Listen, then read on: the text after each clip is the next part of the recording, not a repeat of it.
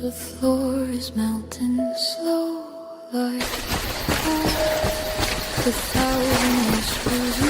The residents along the West River are talking again tonight about what they call the Phantom Train. Witnesses in Jamaica and Townsend say they saw the outline of an old steam engine rolling across the trestle. Reports of a ghostly woman at Weatherhead Hollow Bridge have some Vermonters looking over their shoulders tonight. WCNA's Atlanta Price is live in Guilford with the story. Nothing's what it seems in this fever dream. The clock spins back.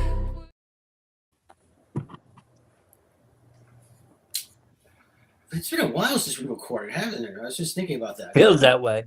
10 minutes ago, weren't we talking about being too stoned to record? Did we forget a week? Did we skip a week, Vic? All my worries allayed. We took some time off because of an investigation in Brookline, but we're coming back with a home run tonight. Yeah, you brought Zuul. Hi, guys. Zuul with us. And a quick question, though. In your profile, I saw that you're not a dom of a bondage. Do guys actually message you? All the time. Almost like every other day basis, I get somebody who'll be like, can you step on my face? And I'll be like, it says I'm not a dom. I know it says Dominatress of Demons. There's a reason for that. My friend Gino, he is a clever wordsmith. He gave me that little nickname. And we've decided that that makes me the overseer of purgatory, which is, of course, Ohio. So I'm here for your moderate amusement. You can't have too much fun because then it would be heaven. And we don't want you to be too miserable because then it would be hell. So nice and in between there, mediocre entertainment. It's where I'm at. Well, that's my gig, is mediocre entertainment, not dominatrix. No, not dominatrix, dominatress. There's a difference in wording. There's a difference in the wording. The tress is more of a title, like duchess and princess and dominatress. See? It works. It works. It works. Works better if you're high, but it works. Not to say you might not want to stomp somebody's face in, maybe. Once in a while, I do feel like stomping somebody's face, but do I want to do it for money? No, I would rather do it for free. Yeah, make it fun. For mediocrity. Right, for the sake of mediocrity. I will lightly place my foot upon your face. You know what? I think we've had it wrong the whole time. We've been going for trying to do, great and wonderful things. We should have just been going for the middle ground. Aim from the middle. Easier. You don't got no expectations of greatness. If you fail, well, yes, you're still in the middle. It's like a C. Yeah. C isn't bad. Parents will tell you shoot for the moon, and then if you miss, you'll land among the stars. Just shoot for the dumpster. Yeah. If I miss, I land in the parking lot. It's not so bad. Probably better than the dumpster. Less trash. Yeah. So you live in the purgatory hell. I live in the middle of the Bennington Triangle. Well, you do? Where do you live at? I live in giving away. Guilford, Vermont. Oh, okay, Vermont. So you guys, how's the weather there? So if there was a purgatory in the north, still trash, right? Yeah, Vermont. So you're experiencing lake effect snow at this time, which is whiteout conditions that are like paper. You can't see anything. So it's like undrivable conditions right now in Ohio because it is the. Is it from snow or from smog? What is it? It's from the snow. The snow is so bad here because of Lake Erie. Erie does some trippy shit. Well, every time I hear Ohio, I just think of the song "Down with Ohio," "Swag Like Ohio." And I think of my kid in the memes. There's so many songs written about Ohio. Ohio's an interesting place to live. I'm not originally from Ohio. I'm originally from Nebraska. Okay. Well, that's even different. So Nebraska's like boring compared to Ohio. It is so boring. There's nothing there but corn and cows and a lot of sky. The only thing I miss is the sky. So there wasn't even Ohio, there's a ton of trees and you can't see the sky. Let me guess. The ghost didn't get to you until you went to Ohio. The ghosts in Ohio, I will tell you, Ohio is one of the most haunted states, one of the most haunted places in America. We have the most of the novelty haunted houses in the United States. We have over 250 haunted houses in the state of Ohio, only running a close second to California. California has like 198 or something. But Yeah, but they're a lot larger of a state than you. yeah. And so for being as small as it is, Ohio is packed with haunted stuff. So packed with haunted stuff. It's amazing here. It's meant for me. I was meant to be here. I definitely came here by fate. I have a strange story behind how I came to be here that involves the Fairport Harbor Police Department. I was here for less than 24 hours and they decided I should stay. So that's how I came to live in Ohio. But yeah, originally I'm a Nebraska girl, which makes me a little too friendly and outgoing for Ohio. Ohio people think I have 3 heads. Well, you got horns. That's close enough. I have 3 heads, but I keep them in the closet at home. I don't know how they know. It's like they can tell. They might. They're listening. Ohio listens. The state itself and listens. Because they don't want to find out it's not exactly like 3 of your heads. It's 2 other heads. 2 other heads. You turn around, and there you are with the axe. Yeah, the last podcast she was on, Vic, the last one. So, yeah, I do have some interesting. All of my paranormal stories are all but one are Ohio-based stories. I've only had one paranormal experience in Nebraska, and that was on what they call Witch's Bridge, which is in what is the name of the park that it's in? It's a little ghost town there in Nebraska. Spirit Ranch, I think is the name of it. And it's just a ghost town out there in Nebraska. And when I was standing on the bridge with friends, we saw what looked like a car with one headlight coming toward us. And I said, well, we better get off the bridge because here comes a car. But we couldn't hear a car. We just saw one headlight coming toward us. And as it approached the bridge and got closer, and we were moving towards our car, which was parked off the bridge, it stopped. There's no other road for it to have turned down. I don't know if somebody stopped and turned off their headlight, perhaps. But we didn't hear car doors. We didn't hear anybody getting out. It just vanished.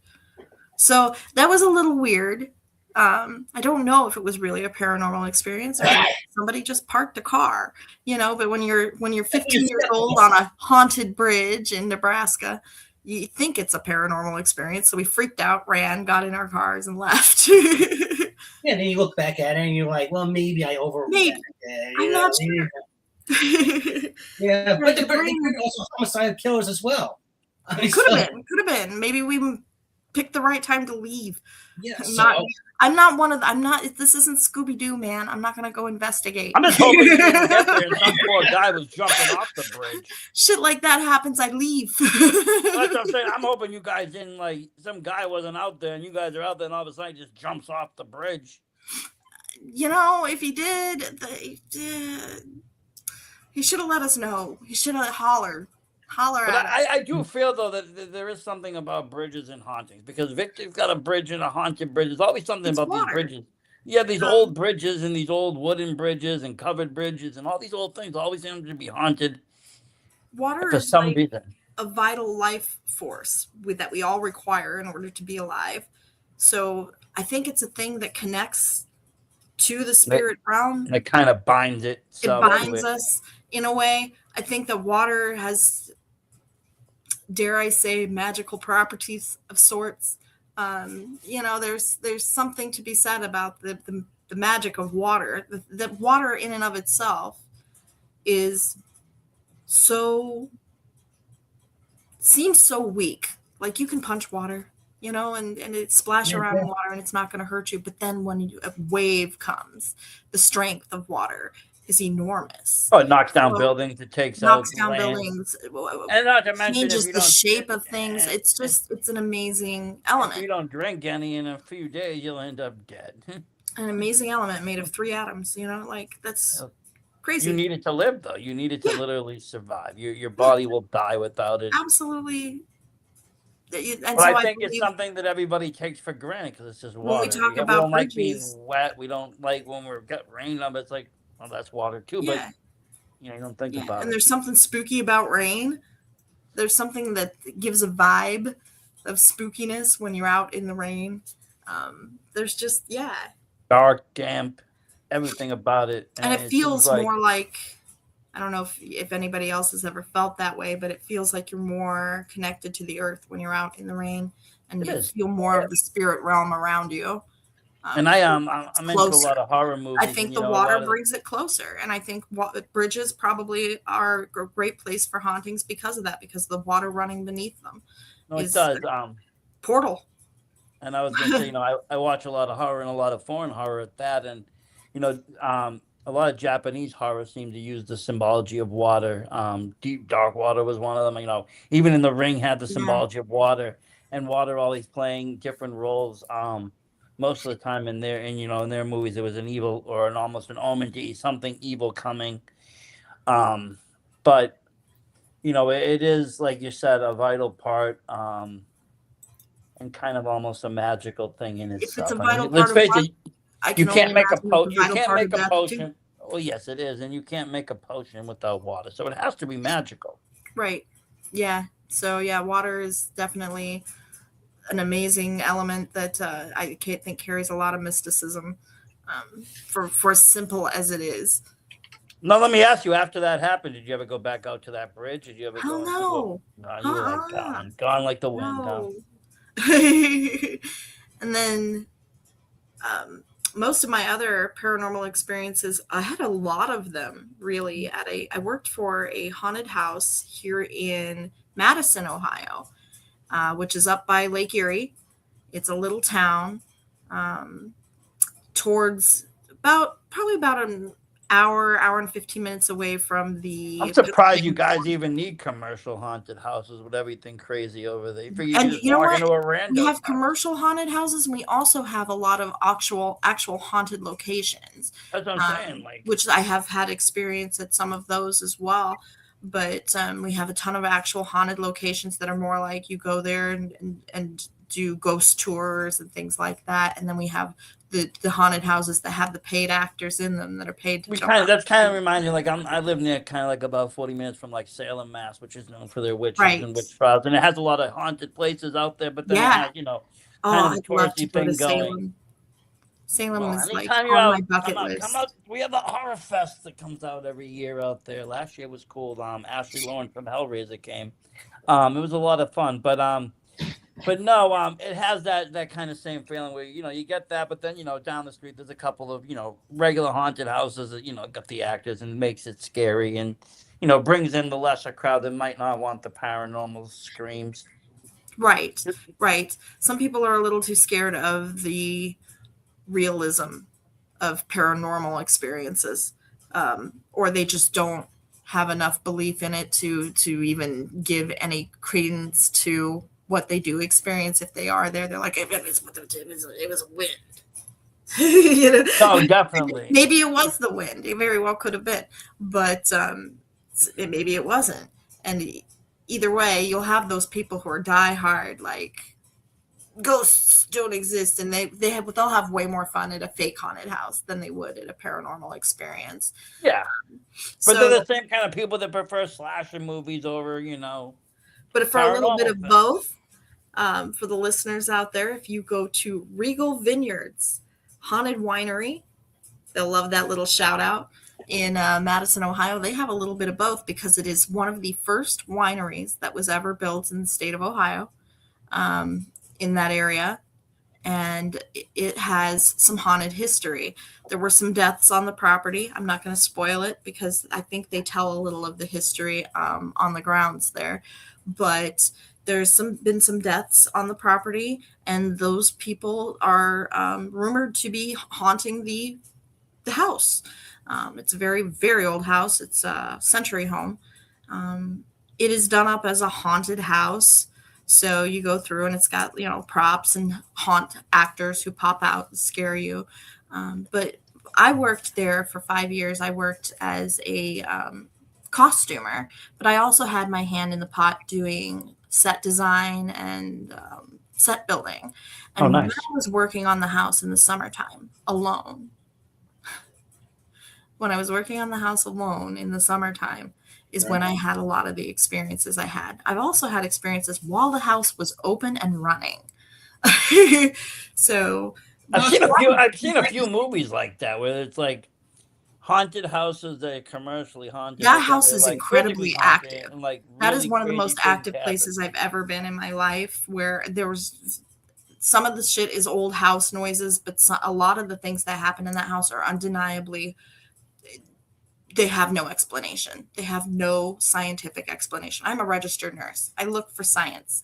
Yeah. I did not find any like scientific reasoning. There was this corpse smell, this horrible smell that would happen by the stairwell. And we would go down and check the sewer, the sump pump, to see if that was the cause. And it wasn't the sump pump. And then you'd come back upstairs and it would be gone, just gone. Like, yeah, I mean, if something was dead, that ain't going away. Let's just yeah, say if something an died animal there, died, that's they going to would stick kill it. around. So why did it come and go? So there were a lot of the passing death smell. And that happened a lot in that house, in various rooms in that house. There were a lot of, sounded like somebody was in the other room. And so you thought somebody pulled up and came in. And so you'd go into the other room and be like, hey, Mark or Debbie or whoever. And there's nobody there. There were the finger running down your back is an experience a lot of us have had that have worked there.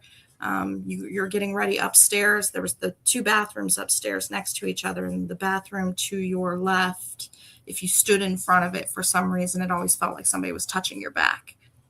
And I'm not the only one who experienced. I've seen so many people jump.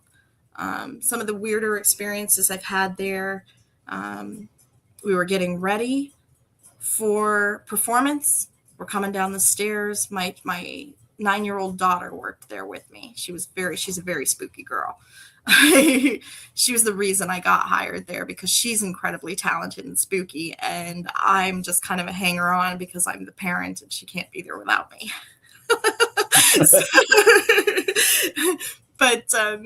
So we're coming down the stairs and she lifts up off the step and just flies down the stairs, just falls down the stairs to the bottom of the stairs, but she doesn't actually hit any of the steps on the way down. She just, like it was a slide. We all watched it happen.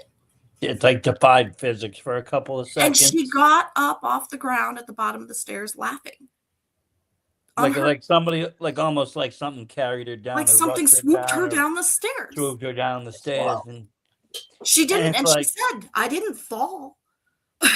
She's like, I'm fine, because I ran down the stairs and was like, don't move, you just fell down the stairs. My nursing kicked in, and she goes, I didn't fall. And I go, I just watched you.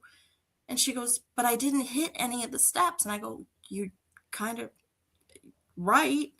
I mean, wait a minute, what just happened here? Like, right. And we all we had to get to work. We didn't have time to stand around and stand there with our mouths agape. And so we just went to work like nothing happened.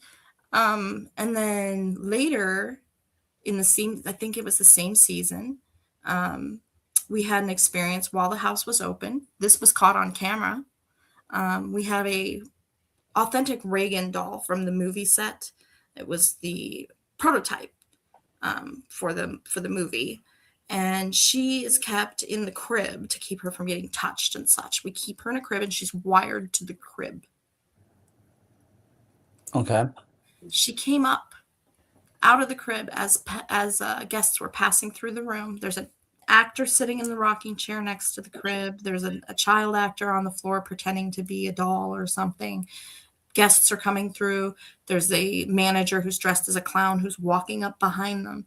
There's a lot of witnesses. Now, to the guests, they think we rigged this. The doll rises up out of the crib.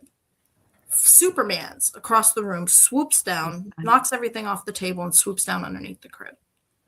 The guests, thinking this is rigged, are like, woo!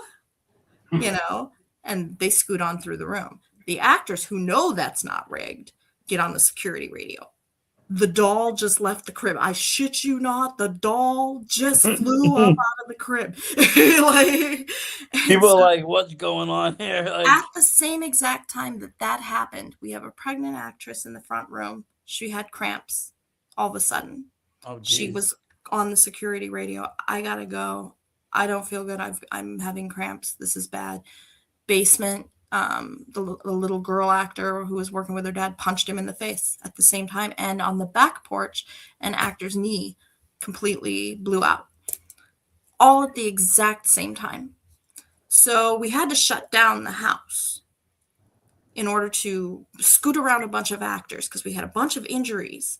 And we had to send people home and all sorts of stuff, all at the same time. All at the same time, though, yeah. And we had to reset the doll in the crib and But the doll rewire didn't her actually to the crib. physically hurt. But the doll physically didn't hurt anybody. Yeah, But the all doll these didn't weird, physically hurt anybody. we The had other everything things else going may on have been after the doll. coincidences, but they all happened at the exact same time that this doll flew up out of the crib. It was like a surge ran through the house.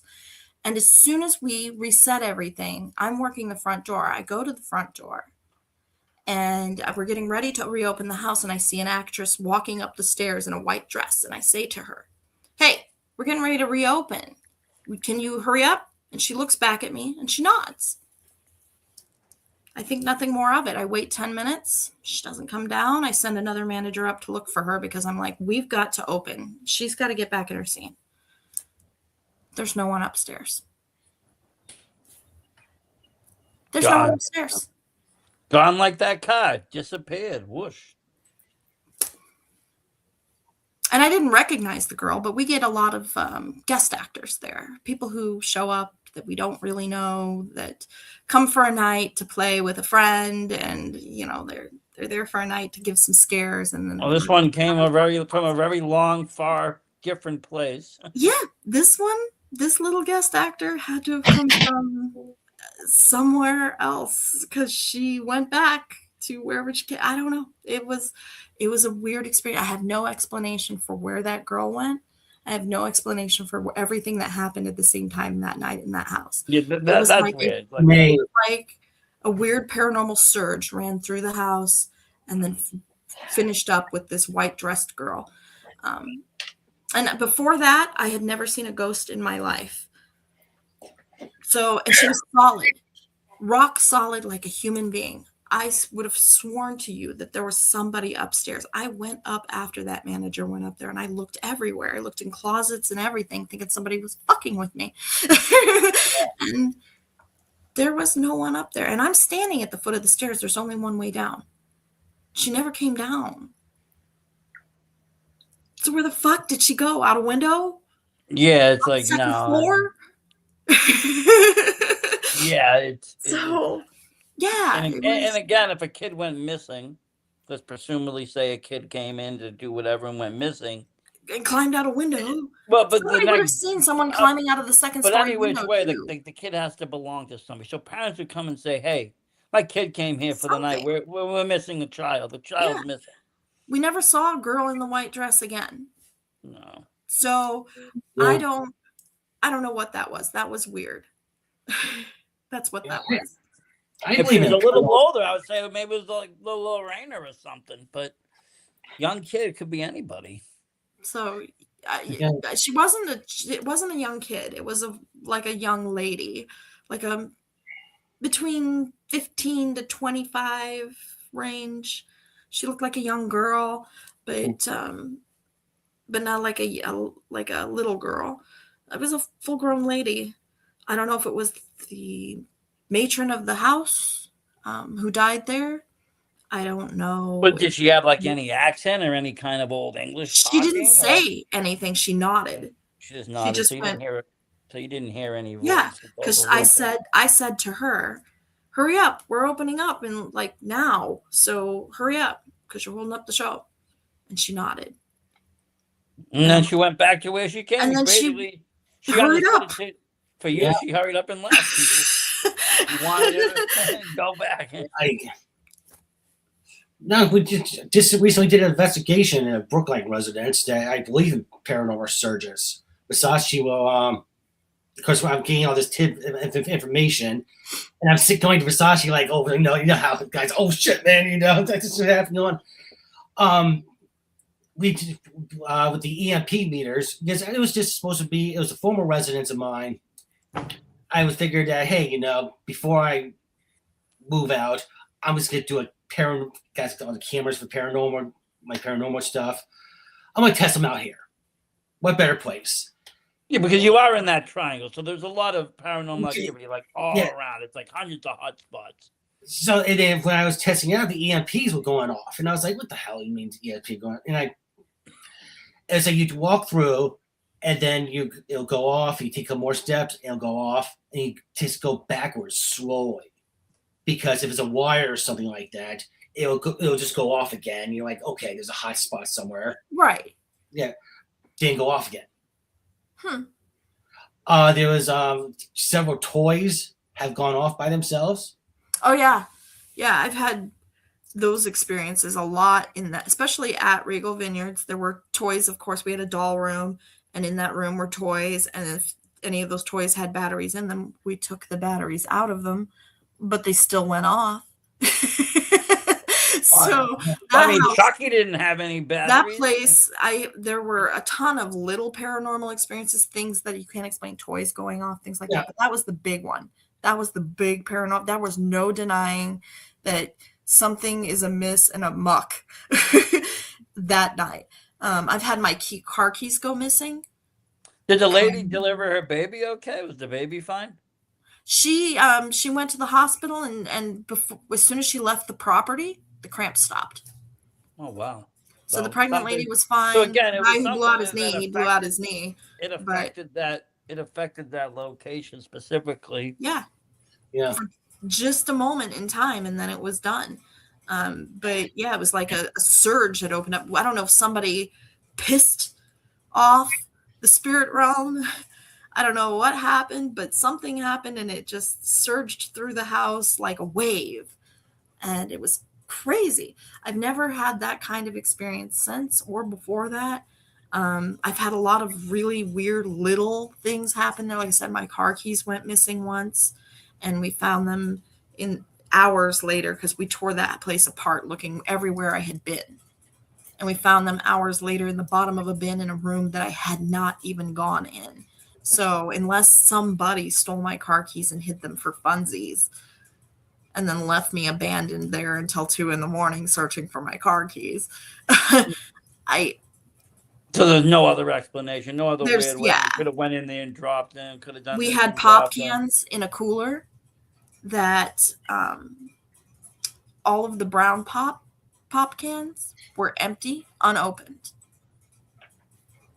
But the like Sprite and the Mountain Dew still had stuff in them, but the brown pops like Pepsi and root beer were empty. So whatever it is likes brown pop. And that happens anytime you leave stuff there overnight. Really? If you leave beverages there overnight, we've left stuff there overnight, because you're working there, you put stuff in your locker or whatever, and you come back and it's like, my Pepsi is empty. And is it physically opened, or is it no, it's unopened? An unopened empty Pepsi can that's now empty. No holes in it. Have you opened them up and tried to pour it out to see if there's anything inside? There's nothing in it. It's clearly empty. Yeah. So there's probably a small collection of empty pop cans there that they were like, just it's unopened and empty. Yeah. And like just weird.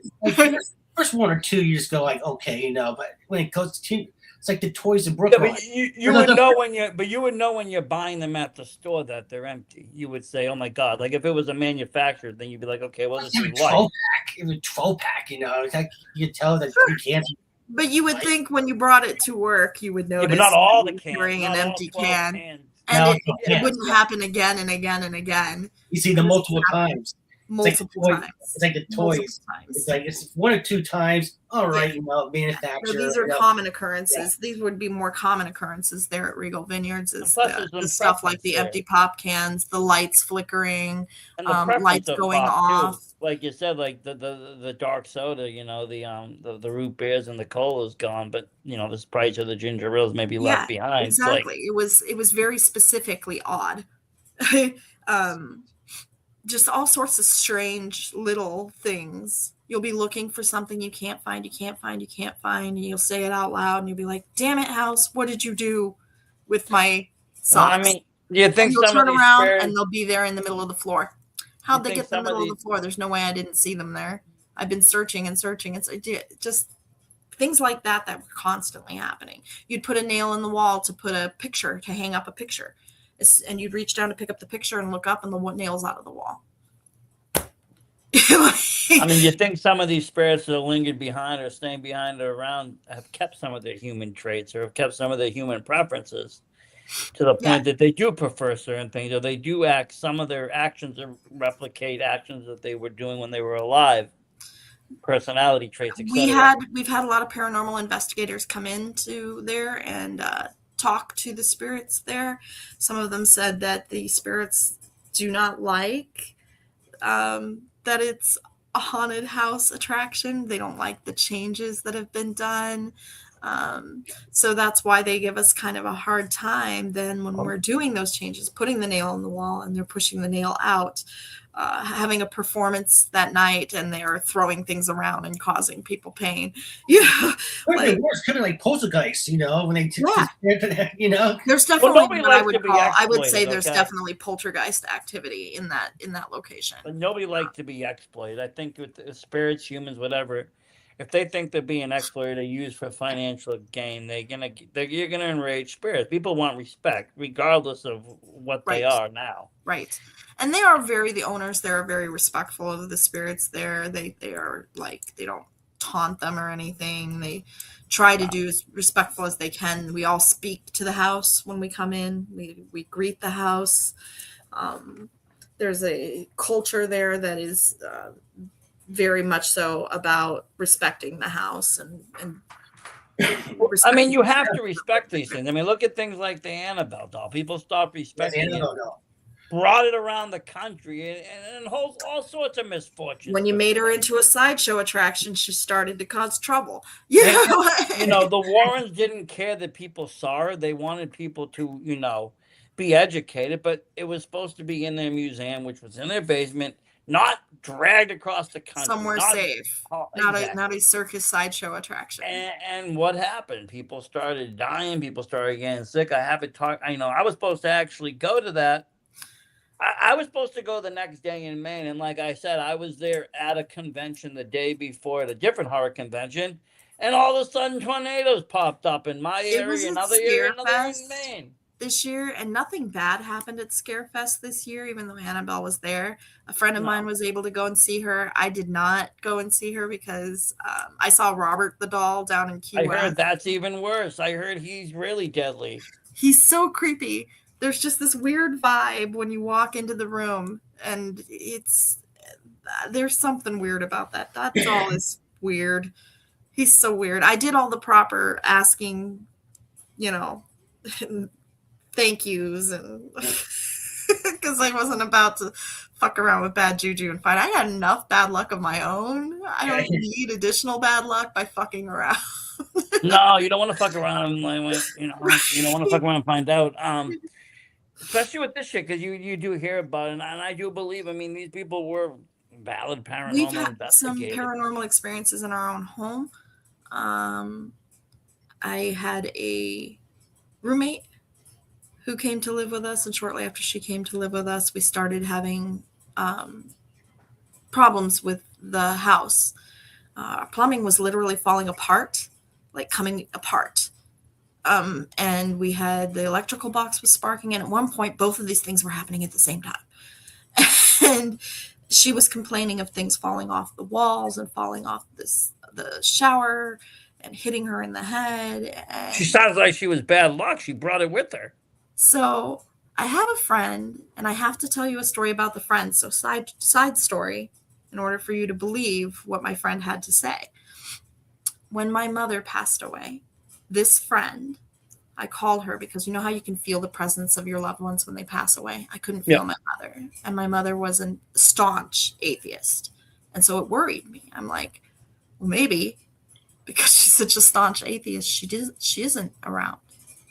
Maybe she's gone. Maybe she's really just gone. So I called my friend who's a bit of a, she's touched. She doesn't like to brag about it, so I won't disclose her name. She's very quiet about it. She keeps to herself about it. But I said, I can't feel mom and I don't know where she is. And she goes, well, Danny, I'm at work right now and can't help you. And then she goes, wait. So I'm getting yelled at. She wants to know why you're smoking in her jean jacket, her denim jacket. I'm on the phone, on a phone call, not a video call, a phone call. There's no way this girl knows that that's exactly what I'm doing. Smoking a cigarette in my dead mother's denim jacket. There's no way she could have known that. No, there's just no fucking way. No. So the fact that she knew that, and then the rest of what she had to tell me in that conversation, there's no denying this girl is touched. She can see things we can't see. She can contact things that we can't contact. So when she came over to my house to visit after this roommate had moved in, she comes up to me and she goes, your friend has a sticky little demon. It's a sticky little black guy. He's like 3 foot tall. And he's running around your house, literally sticking to things and pulling them apart. And you've got to get rid of this thing. So she gave me this list of things to do. Sage the house daily, iron nails above the door frames, prayers, things like that I had to do in order to contain this thing. So didn't this other lady notice though? She had no idea she had a demon. She didn't. She thought it was just bad luck or other people or ghosts. She blamed it on my dead mom. She was like, your dead mom threw a shower bottle or threw a shampoo bottle at me today in the shower. And I'm like, my mom's never set foot in this house. She died before I moved here. So I don't think your mom's haunting you. It's really unlikely that she's haunting me or that she's here, other than in spirit, like dead people. Yeah, I mean, but had been, I guess, the house she grew up in, or the house she was living in, or the house she died right. in, maybe it make more sense. Like you can sense your dead loved one's presence. I think that the spirit realm is too complex for us to understand where we are. It doesn't work like our realm does. Because they're not embodied. They're not encumbered with being in one place at a time. They can probably likely be in multiple, they can be with you in spirit, as we say, and be haunting the location that they loved most when they were living, or that they spent the most time in, or that their tragedy happened at, or whatever it might be. I feel like time and place and changes. All of that is not applicable. None of the laws of physics that apply here. It's a different dimension. It's a different apply the there. Spirit realm is a different realm. And a realm, like you said, they don't abide by the same laws as us. Exactly. So you got to think outside the box when you think of these things. Right. But it's weird that the lady has such a specific vision, like it's almost you could physically see the demon. Exactly, running around where others are, blind to this. She was terrified of this thing. She was like, I gotta go, and you gotta get rid of this thing. And she says it's a lower level thing, but you still you don't want it around. It's gonna wreck your life. And so we've had some weird paranormal experiences of our own. See, Vic, all you needed was a good friend to say that, you got a little 3-foot demon. During that time, I knew you were going to go back to that. I knew you were going to say something in a second. Well, Vic had a demon. People cursed a demon on Vic, and all of a sudden, shit went sour. It's weird because when you're experiencing it, you feel like you're going crazy, and you don't want to tell anybody. It's almost embarrassing because you don't want to be seen as a lunatic. Yep. But you got You horns don't. on. I don't really think you give a fuck, honestly. I'm wearing horns. I probably don't really give a shit if Yeah, I exactly. as a I mean, lunatic. But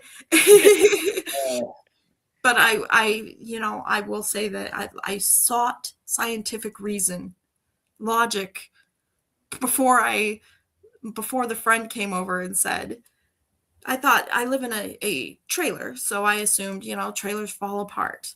Old things, But shitty all at plumbing. once, Yeah, that's and- weird. Again, all the things happening, had the and lady in just such had weird ways labor. that didn't make any damn sense. Yeah, Didn't like make all the any damn people sense. at the haunted house, all happening at once. It's Yeah. too many coincidences at the same When time. things happen all at once like that, it's too many things for it to just be chalked up to just a bad day or bad luck or. So I guess that you were you were able to get rid of the sticky demon. Oh yeah, I had to do some things to get rid of it, but it's all is good now. So That's good.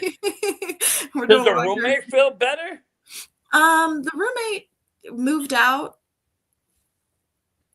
So I'm curious, did she have reports of things prior to moving in? She did, and she had reports of things after moving out. So most likely it just reattached herself to her. She never went through. She didn't believe my friend. She thought that it's a bunch of hocus pocus bullshit. So she didn't do any of the things.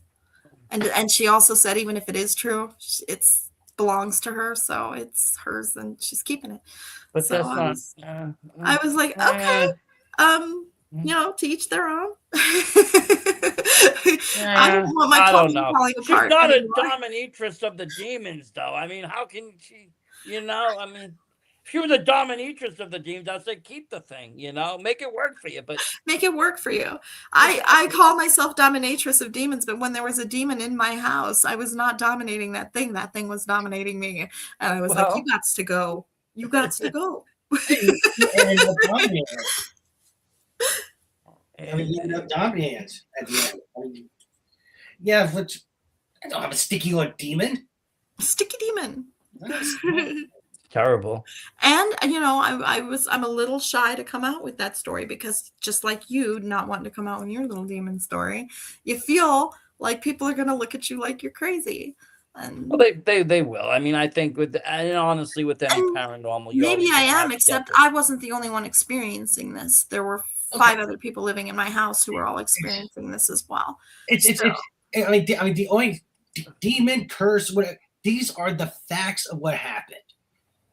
Around the middle of May, probably beginning of June, around that time, I might be off a week or two, fucking sue me.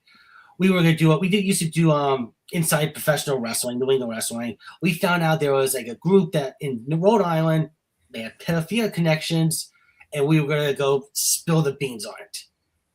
And then I was given a threat about, if I don't shut my mouth, or they're gonna curse me.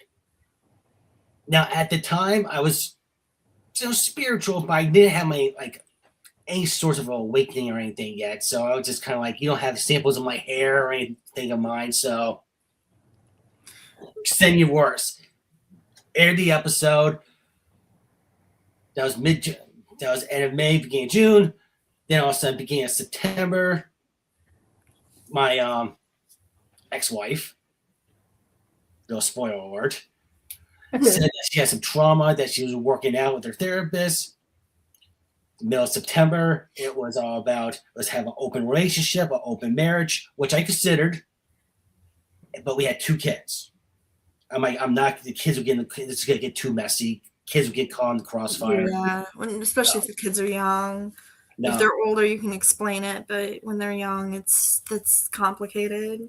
And Versace would tell you, I could be a man whore. I have no problems with that.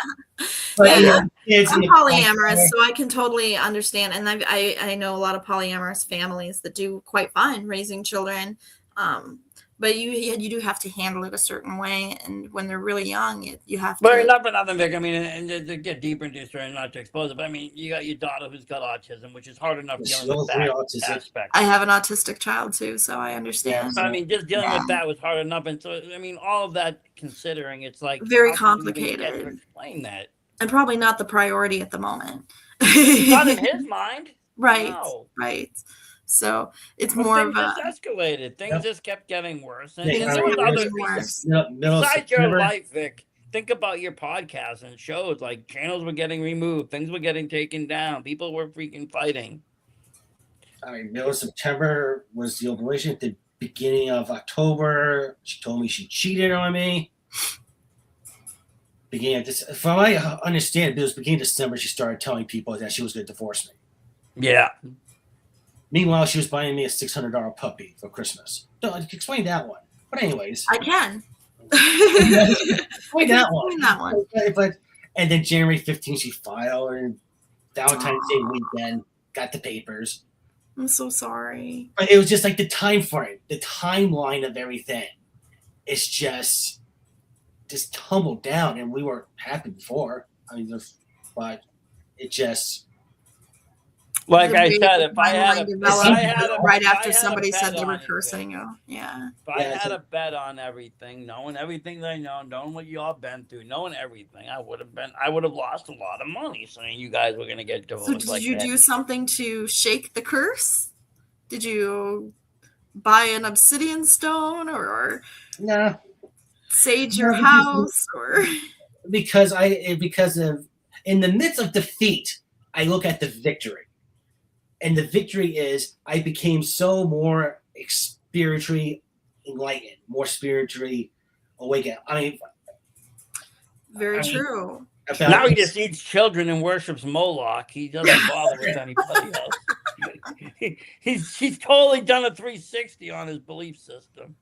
No, honestly, I think that the curse went to him, but I don't think it was bound to him. I think it was bound to the house in which he was staying.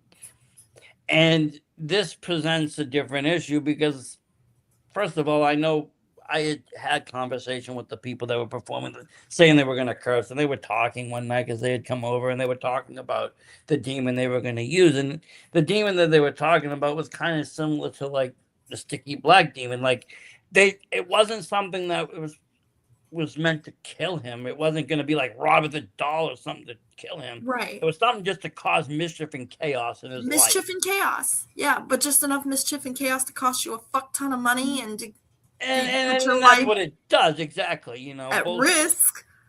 Because we had like a sparking electrical box at one point, and I was like, well, you had. I mean, I was just thinking you had electrical and water together at the same point. Two things you don't want mixed. Yeah. At the same time, the pipes underneath the house had come apart and were spilling water, and we had the electrical box sparking at the same time. And I was like, I don't even know which one to deal with first. Like, it's crazy. And every time we fixed something else would break. That was the problem. And we would fix it, and then something else would break. And we fix it, something else would break. And we'd fix it, and something else would break. And it was just this continuous, and it was daily. It wasn't. Yeah, that's when it gets to be like, okay, some things are gonna this go. Is like, something crazy is happening here. But and if I hadn't experienced it myself, I really would. If somebody else were telling me this, I also would think they're crazy. But experienced it firsthand, and it was wild. And also, you have a feeling. It's like you have just a feeling in your chest that this is not right. I mean, something's wrong. Like something's real wrong, and you don't feel alone. You feel the presence of something. Yeah. The ominous presence of something. Yeah, it might not be like sometimes you know how you can feel like somebody watching you can feel a human presence. Yeah, it's different though. It's sometimes it's not always a human presence, just a presence, a spirit, something. Like could just for be example, a feeling. I say you never felt alone. Like I know I said I lived with a bunch of people, so a bunch of people were experiencing this. But you're supposed to feel alone in the shower. You're in the shower and it feels like someone's in the bathroom with you. Yeah, that's weird. Why? There's no one in here. And the friend who was complaining that like the shampoo bottles being thrown at her. You know, and I'm like, she's not alone in the shower. This Well, thing, no, obviously not. I mean, if something's getting thrown at her, I mean, and but yeah, so again, that was a weird paranormal experience that I had. And That would be great during divorce hearing. Yeah, Your Honor. You see, she's a sticky possessed. demon. She's a sticky demon on her. I mean, come on. She's possessed right now. So Come on. I motion that anything she has to say be dismissed because she has a sticky demon. That's gonna go over real well in court. That'd be great. I'm already a guy going into. We're not there yet. We gotta hey, make but then money. if you bring the EMP out and she starts beeping like crazy, at least maybe you get half a case. We're not there as a society yet where we completely accept and understand the paranormal to where we can actually bring it up in court. They did try, though. There was that court case where the guy said he was possessed. Well, yeah, there was. That. But I mean, so they have tried that in court. The problem is how paranormal. many killers or serial killers use Satan or the devil as being their reason for killing when they're just not really once talking. they are evaluated for mental illness, it turns out to be mental illness for them. And that's the problem. But then everything gets turned into, well, they were just devil worshipping or this or that. It's like, no, not really. They believed in something, but it wasn't what you're thinking, and it wasn't in the name you were thinking, and it's not connected to anything that you're thinking. Actual Satanists don't worship anything. Most of them are atheists, exactly. And even the ones that aren't, and there are a few that are theistic. The devil worshippers, they might be dangerous people. But no, even them, they have their limits of what they do. It's not about sacrificing and children. Again, exactly. It's about other things. It has nothing to.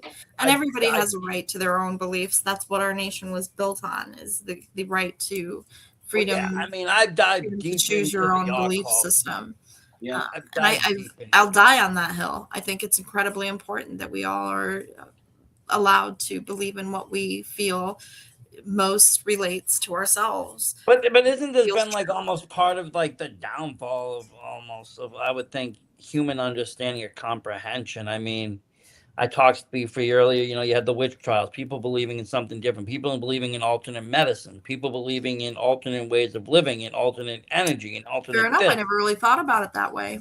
And it's the same thing, it shuts us down. People become demonized, devil worshippers, put to death. Okay, that's fine, but their practices get silenced or made evil. I think education is important. I think people should be, instead of shunning something that they don't know about, shunning the unknown, they should educate themselves on it and try to, Well, that's what makes the unknown known. If you educate yourself, it's not such a scary making world. Making the unknown more known, I think, makes it less scary.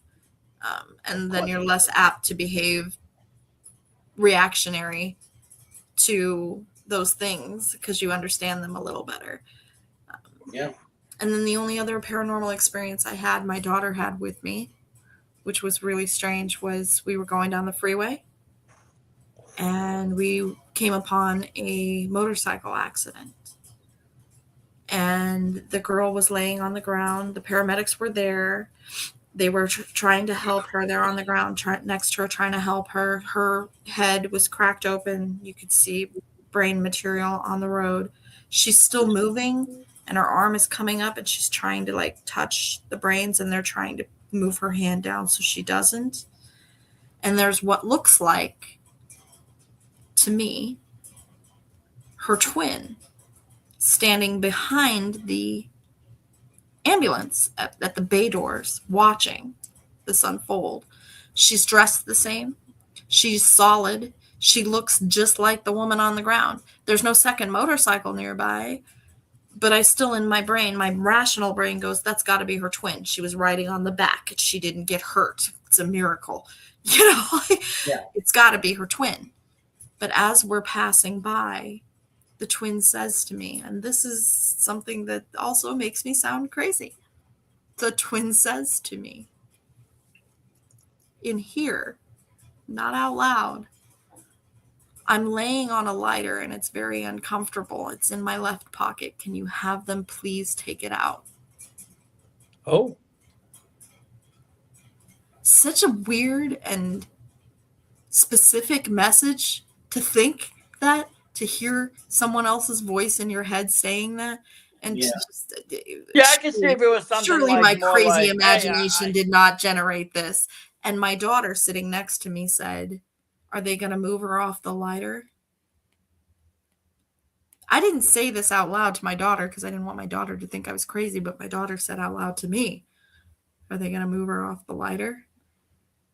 And I was like, "So you heard that too?" And she was like, "I see her." And I was like, "Oh, okay. So we are definitely seeing what we, yep." And again, I called the special friend and was like, "What the hell is happening? Am I seeing dead people now? Is this going to happen to me all of the time? What's going on?"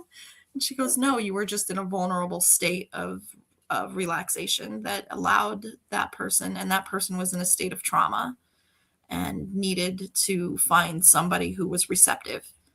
And you were receptive. And you probably weren't the only driver passing by who saw that same apparition. But yeah, she was dying and she's gone now, unfortunately. So, yeah, that was so apparently. And again, a shared experience. And, you know the fact that you hadn't even talked to your daughter about it, and she's already. I hadn't even said anything about it yet, and that's what makes it said like, to oh me, God, okay. Yeah, and to this day we still talk about it, and I'm like, she still remembers it the same way as being. She saw the lady behind the ambulance standing there who looked just like the lady on the ground. So it was. And like I said, this being so specific, you would think, someone's going to, let's say, fabricate a story or say a story or say something. They would at least be like, hey, I crashed. Or they would say something about being dead or I'm dead. Or I figured she would, if you were making it up, she would surely have said something about my brains, or something. Yeah. But instead, she was more concerned about the discomfort of the lighter in her pocket. Why the hell would I know about a lighter in her pocket? Part of me wanted to stop the car and run over there and be like, "Will you check that lady's pocket for a lighter?" Because I'm experiencing some weird shit right now. That would have been wild. I would say they'd probably look at you like you had two heads, but make room in the ambulance. This one needs a straight jacket. If they pulled out a lighter, it'd be even spookier. Right.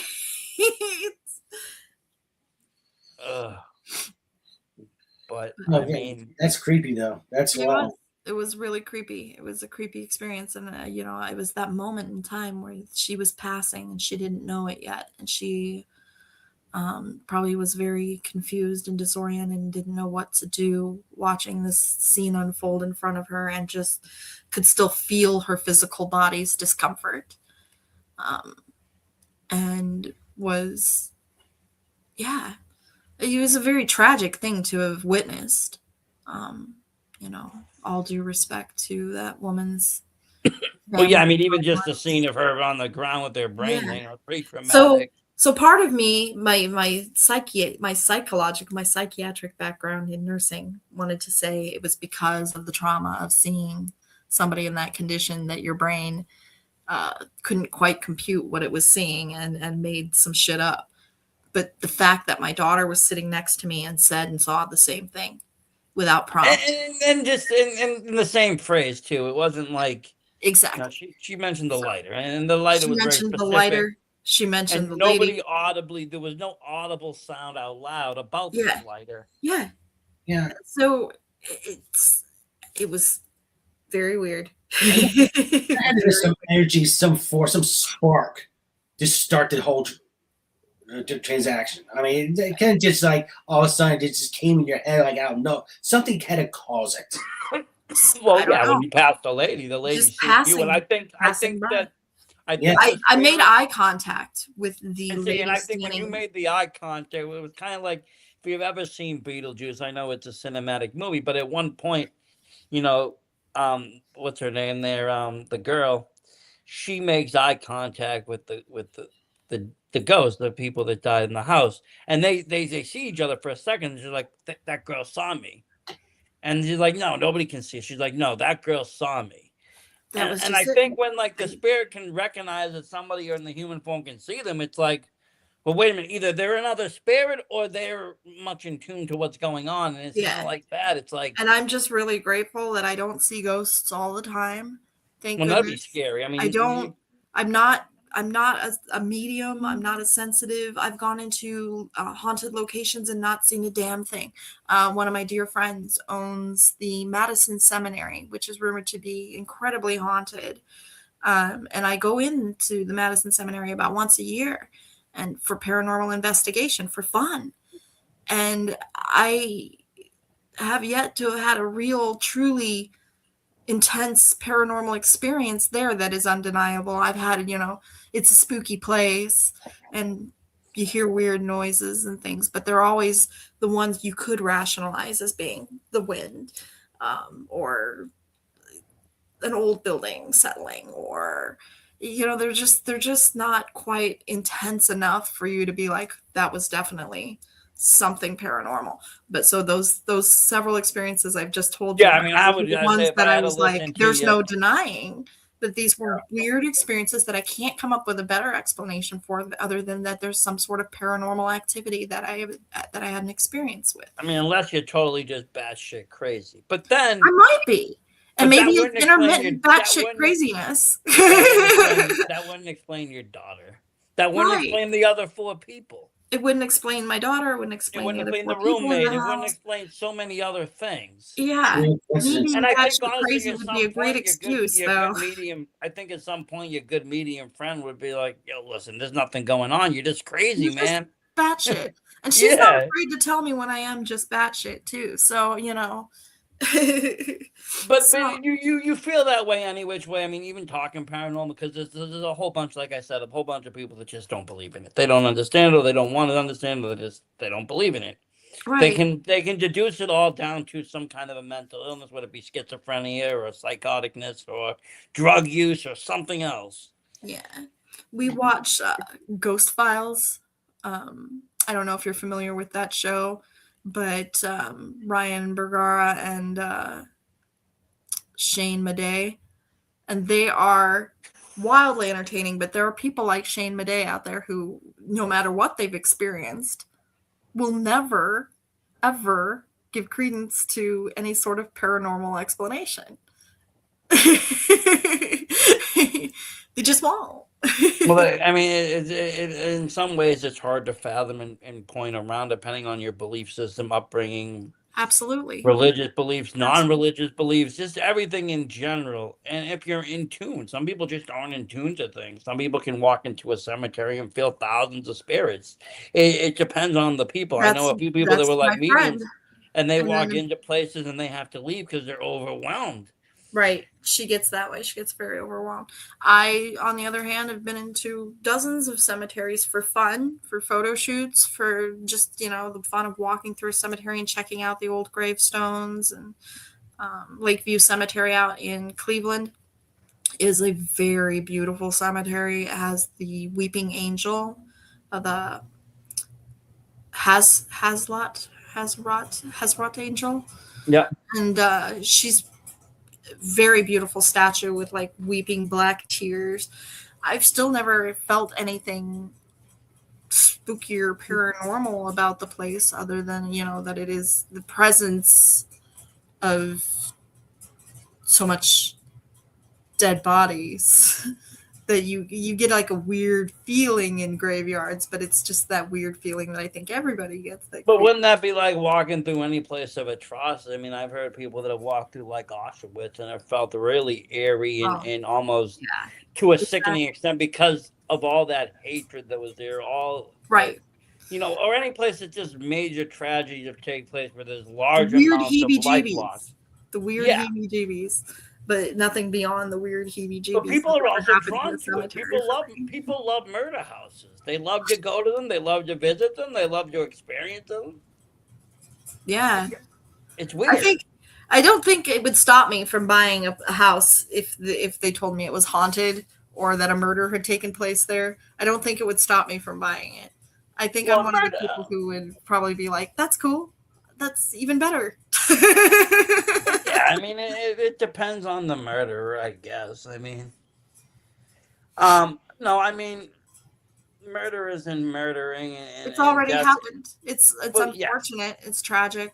It's But sad. it's not necessarily going to equal a haunted house either. Just Yeah, because not somebody was necessarily. killed, one Yeah, doesn't if there's a equate blood the stain, other. if there's a blood stain in the middle of the freaking living room rug, they're trying to sell it as is. That's gonna knock a couple bucks off the market price. Well, So that's what I'm some saying. You're things going to that get a good aren't deal. paranormal, but that can't be explained. I had an injury, and this is a Nebraska thing. I had an injury in Nebraska. I went to these old ammunitions factories that are out in the middle of nowhere, Nebraska. And we're country kids. They're about a mile, 2 miles from our farmhouse that we worked at, our grandparents' farm. And we were instructed to go out to the field and shoot the gophers so that we could put the horses in the field and fill the gopher holes and they wouldn't maim themselves by falling into gopher holes. So we're supposed to be shooting gophers, but we decided to go jerk around in the fucking ammunition factories instead. So long story short, we're screwing around in there, breaking out broken windows with the butts of our guns. We're lucky we didn't shoot ourselves, being stupid. But I see this window with a smiley face on it up high.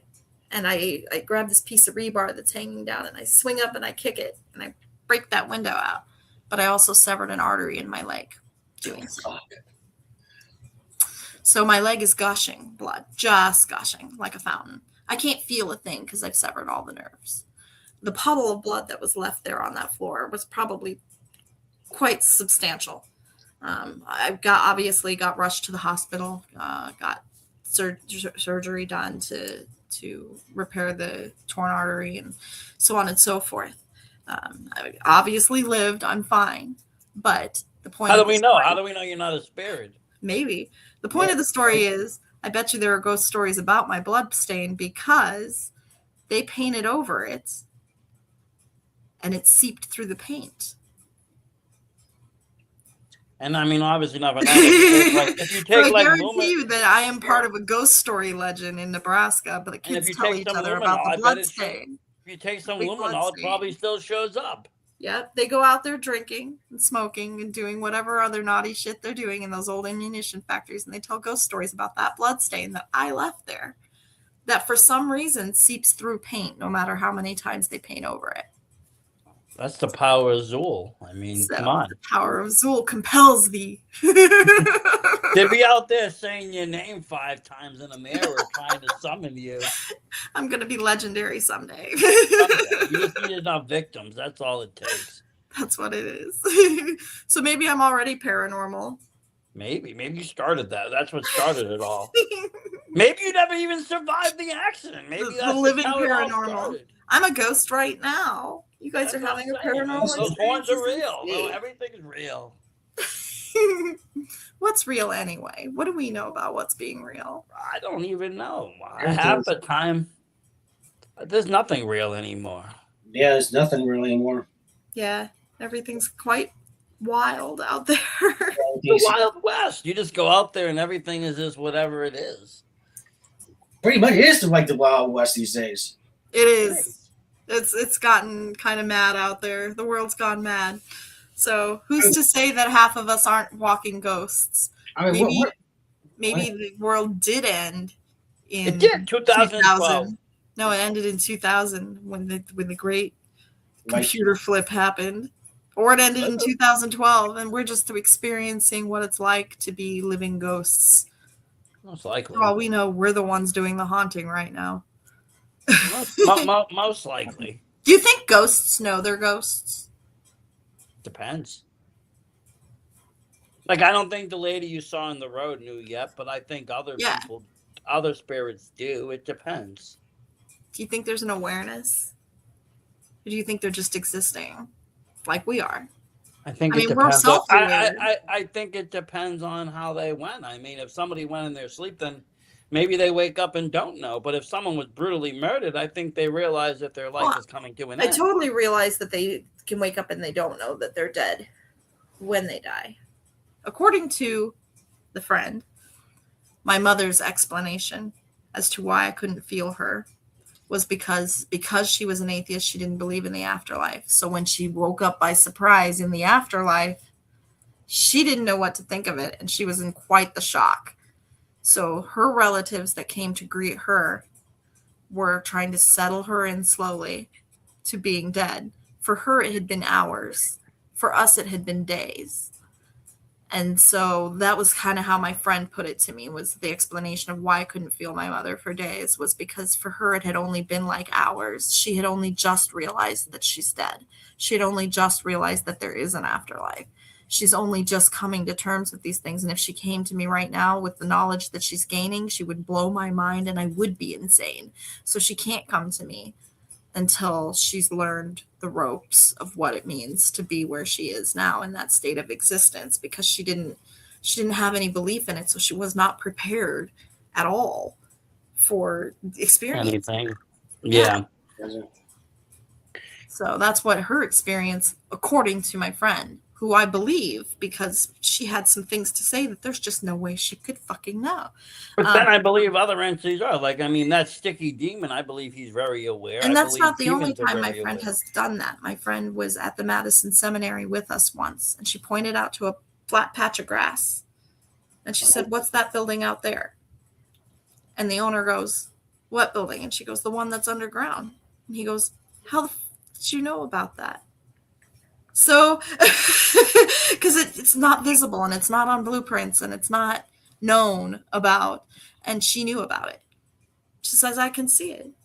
It's under the dirt right over there. I can't tell what it is, though. Could you tell me what it is?" And he's like, "Oh, we don't talk about that building." So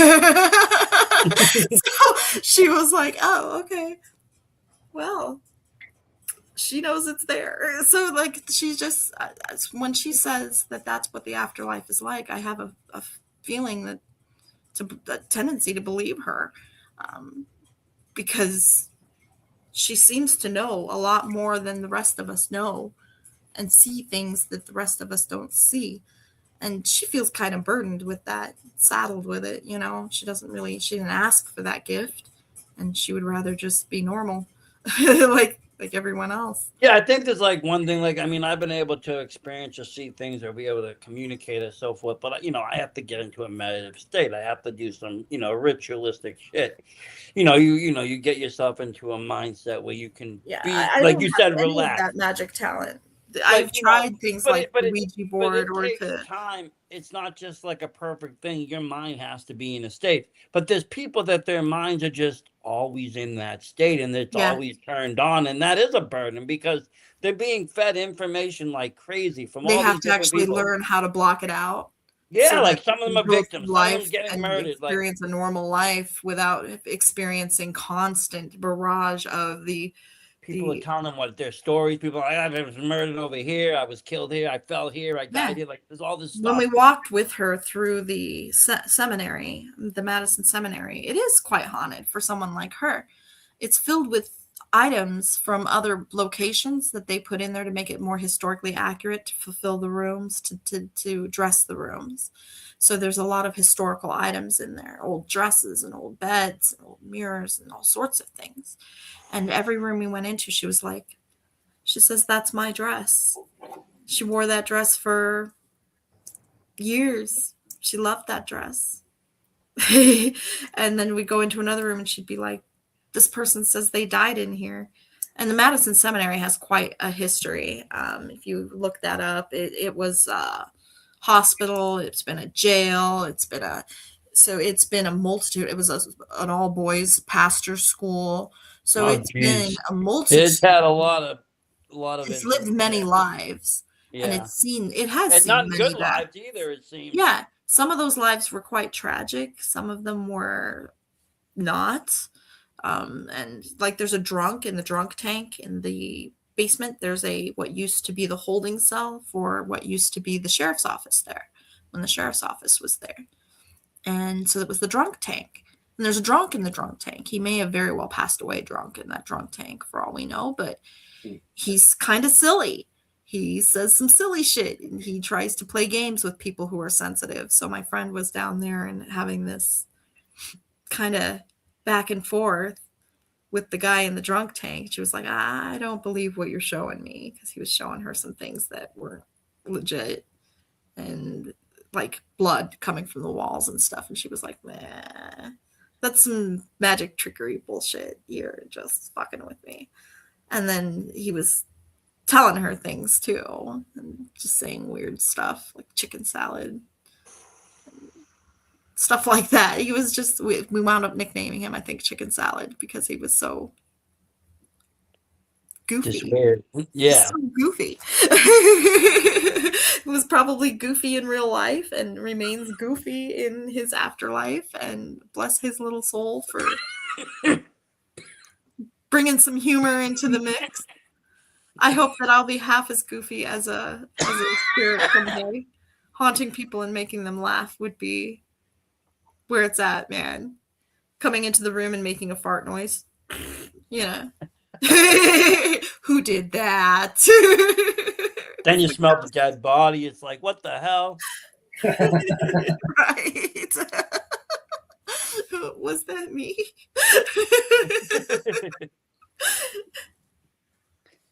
But I mean, that's the thing. I think, you do. It's like for every bad or horrible, thing you hear, that's what makes the headlines, right? Like the Conjuring movies and these possessions and this and that. That's what makes the headlines. But that's not the whole story. For everything like that, there's legitimate people that have met, and I've talked to a lot of people that have met very kind spirits, or people that have gained them great insight, or historical people, or people that done this or that, or people like you just said, like, somebody in a drunk tank, or people who were just, making jokes, or whatever it was. There's normal people, normal spirits. And for every, there's probably more of that than there are actually evil spirits or spirits out to get you. Absolutely. I'm sure we're absolutely surrounded by just average people, average spirits. I also believe animals probably have a spirit. I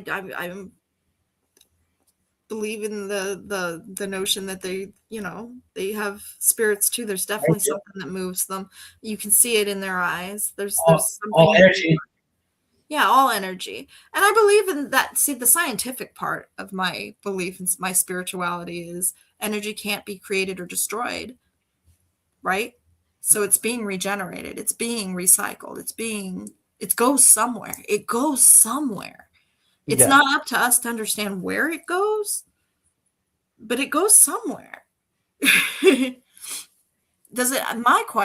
My great question and curiosity is, does it go somewhere as a whole, or does it go somewhere as particles? Well, I think you answered some of that in your beginning when you were talking about, could a spirit be in, one place at their favorite haunt, but be with a loved one all at the same time? And in your particle theory, yes, they could be spread in multitudes of areas because they are a spirit. There's no limit to their size. A spirit doesn't have a limit. They could go like this, or they could blanket a city. Right.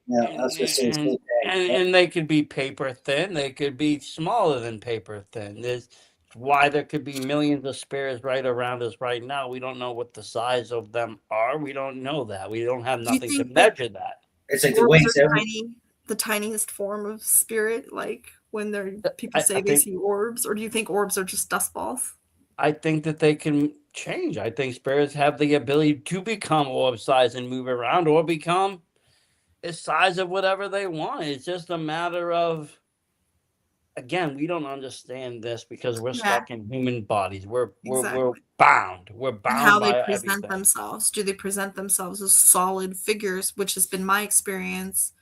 Or do they present themselves as shadow shapes or orbs? Or I think that transparent figures. I think it's more solid when they present themselves, because I think that the notion of them being more translucent or hallucin is more of a Hollywood factor rather than a freaking true factor. I think a lot of people. Been my real experience to see. And I think a lot of people that have seen the spirits have seen them in full form, flesh and blood. This is a real person, and then realize after, like, just what the hell? standing there, and then they're not there. Yes, and a lot of the real people that I've talked to, that have done even paranormal investigators will say the same thing. They're not going and seeing, like the librarian from Ghostbusters all floating in the air.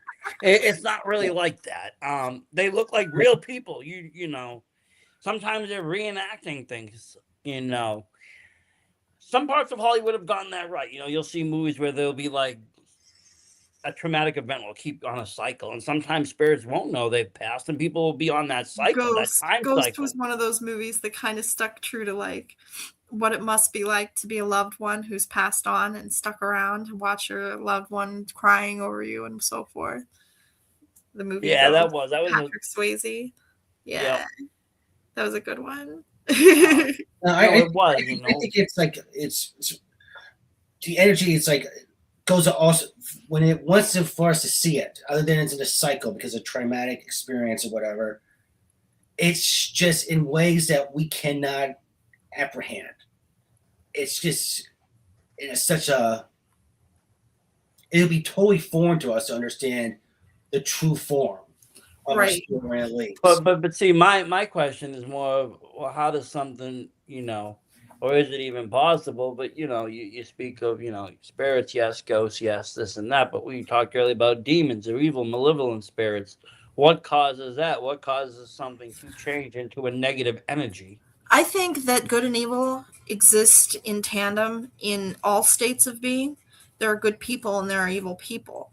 So I believe that there are probably spirits that are much the same. When we pass through this existence and into the next, the content of our character probably remains similar in whatever after experience we have after this. If you were a primarily derogatory person during your entire existence here, you're probably an evil spirit. Yes, but there's like, okay, but that I get all that, but then you hear of things, and even demons itself. Then you get into stuff like, does heaven and hell exist, and are demons really from hell? And well, no, but you like even you would hear things being like about demons and that the fact that they never actually walked in human flesh. They were never humans to begin with. They weren't spirits. They weren't someone that passed. They were entities of something else. That's quite likely.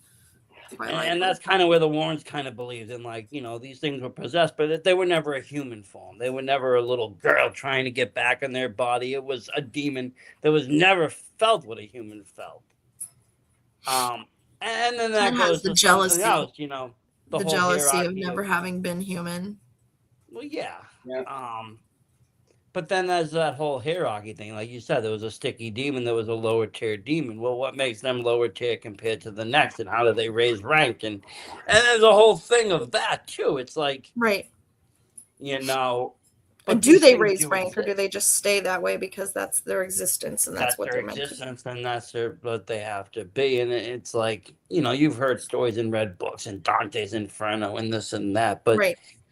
A lot of it, this is literary, and it's not really, actual depiction. Or maybe it is. Maybe some of these people have vision. Who knows? Maybe they knew something, and in their time they would have been put to death to say they knew something. So instead they wrote works and said they were works of fiction. Well, I do believe in that case because, like I said, the witch trials and other people, and, you had people like, they were saying the world was round when others were saying we're flat. They would have been put to death. They would have been considered crazy, put in asylums. Right. Many of our most gifted artists are probably touched in some way or another because they're in tune with something. Even some of the musicians, I feel like they get their inspiration comes from somewhere beyond us. Beyond this existence, beyond this experience, because you can feel it in music, for example. Yeah, when you're talking about music is such a collaborative experience. It's so many different things combined together to make real music that, like. But then sometimes you ask an artist, why'd you write that song? They'll be like, oh, it just came to me. You go, well, did it come to you, or was it given to you? Was it handed to you by a spirit? Right. Right. Like, so yeah, I believe that I'm very spiritual. I'm not religious, but I'm very spiritual. I believe that there's something greater than, I'm agnostic, so I believe there's something greater than us. There's always something greater than something else. There's also something greater than that, something that's greater than us. But There's it's not. always a bigger fish, man. I just believe that we're too stupid and small and infinitesimal to understand, and we don't need to. It's not necessary for us to know. It's too self-destructive for us to know. I think humans can't understand or fathom certain things without. We're not capable of that level of understanding. Our brains aren't equipped for that. We're equipped to experience what we're experiencing right now in this existence. Some of us aren't even equipped for that. This existence. And until we do make the most of this existence, our energy doesn't rise to the occasion to experience the next. The problem is everybody stays in low vibration. Everybody's in a miserable mood. They got to raise their vibrations up and ascend to the next level. At least be able to understand or comprehend something else. And you're never going to do that thing on low level. Try to learn. I think the moment you start learning is the moment you start dying. Yeah. And if you're continuously learning and growing and changing and evolving, then you are, I think, enriching your spirit as well and your energy, the energy that you bring, not just your energy that you will carry on, but the energy you bring to life, to the room, to other people. It changes and evolves and is made better by that growth. And that is what leads ultimately to the next level. That's my crazy spiritual thoughts on these things. Is that's how it goes. It makes sense. Yeah, it makes sense. Yeah. Anyways, we blew up the time limit. We did. Wow. Where can people find you on social media? People can find me on Facebook at Zuul Dominatress of Demons, spelled O with a little apostrophe, demons. They can find me on. I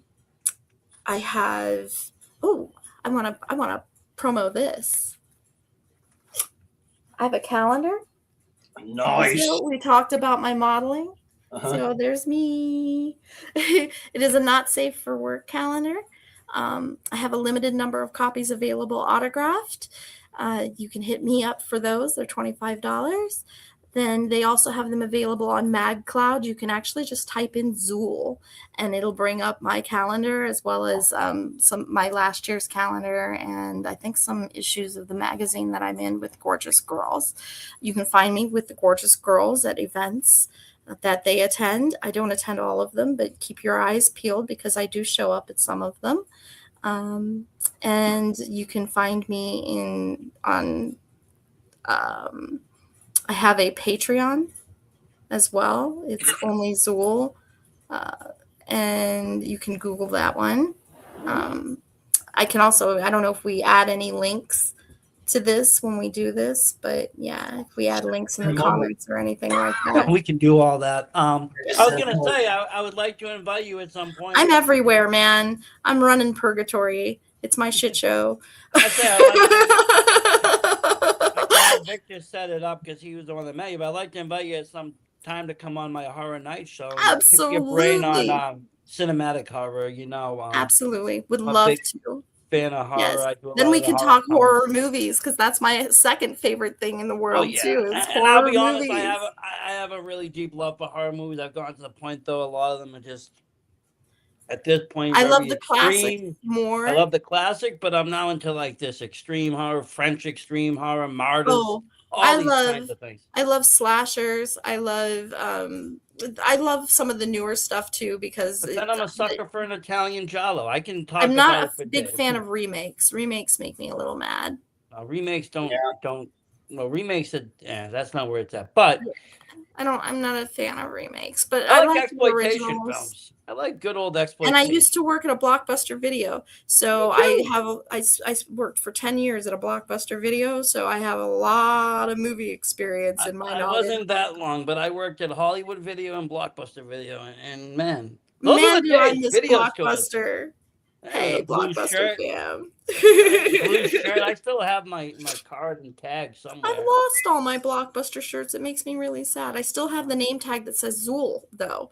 So, in closing, that's where my name came from. Is from Blockbuster Video. We had a manager that called when we were liquidating. So she was a liquidation manager, and she called and I answered. "Thanks for calling Blockbuster. This is Danny. How can I help you?" And she said, "Oh, hi, Dana." And I said, "There's no Dana, only Zuul."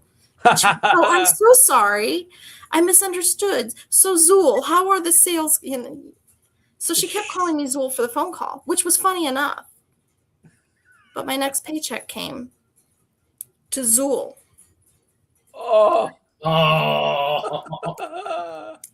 And it was a hassle. I had to contact HR and be like, "So I've worked here for 10 years under my real name. And now you're calling me Zuul." So then after that, I just started answering the phone as Zuul. Well, at least the Ghostbusters didn't sue you, right? That's where Zuul comes from. I just took it up and was like, "Fine, I'm Zuul." And at least you're a god, right? Right? You're always, if anybody asks, you're always a god. Always it was predestined. Yes. That's great. Wow. Quick side note, I will put together the Brookline footage to present this week. Oh, great. I will do that this week. Had some kids situations to take care of the past 2 weeks, so I had to take care of family first. Absolutely. And I want to thank Zuul for coming on, and thanks VSW Thank you for having me. This was really fun. Of course. I'm looking forward to visiting with you guys again on the next podcast. And this was great. Thank you so much. Thank you. Thank you very much, and thank you everyone for listening and watching. Good night, everyone. Good night.